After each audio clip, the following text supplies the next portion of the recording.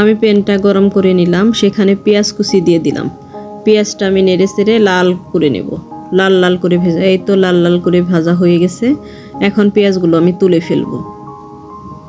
তোলা হয়ে গেছে। এখন আমি আলু দিয়ে দিব এখানে। আলুগুলো আমি লাল লাল করে ফ্রাই করে নেব। আলুগুলো ফ্রাই করা হয়ে গেছে, এটা আমি তুলে নেব। এখন এখানে আমি দিয়ে দিলাম কিছু পেঁয়াজ কুচি আর আদা বাটা, আদা রসুন বাটা। এটা আমি তেলের সাথে ভালো করে মিশিয়ে নিব। মেশালে হয় কি, এই ফ্লেভারটা আসবে, সুন্দর একটা ফ্লেভার আসবে।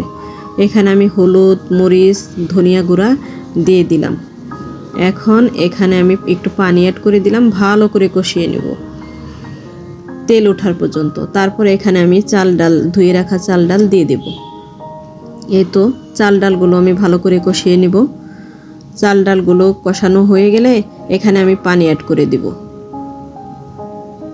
পানি অ্যাড করে দেওয়া হয়ে গেছে, এখন বলক উঠে গেছে। এখন আমি এখানে কাঁচামরিচ দিয়ে দিব কিছু, দিয়ে দিব ভেজে রাখা আলু, দিয়ে দিব ভেজে রাখা রসুন, আর দিয়ে দিব সেই পেঁয়াজ বেরেস্তা।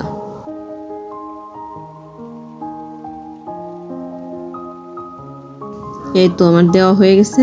তারপর ভালো করে নেড়ে নেব। এই তো এখন খিচুড়ি প্রায় শেষের দিকে।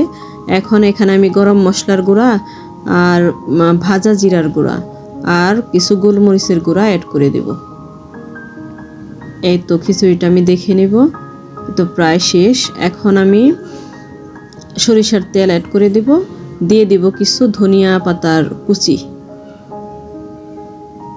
তারপরে এটা আমি নাড়িয়ে দিব। দেখেন কতটা ঝরঝরে সরসরে হয়েছে খিচুড়ি।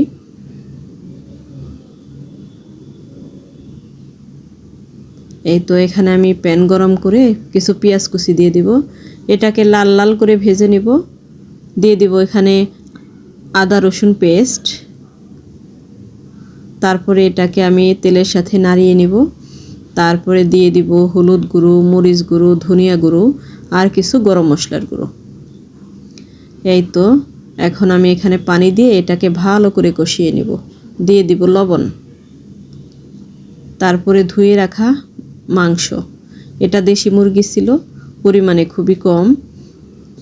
দেশি মুরগি পরিমাণে কম হলেও এটা খেতে মজা।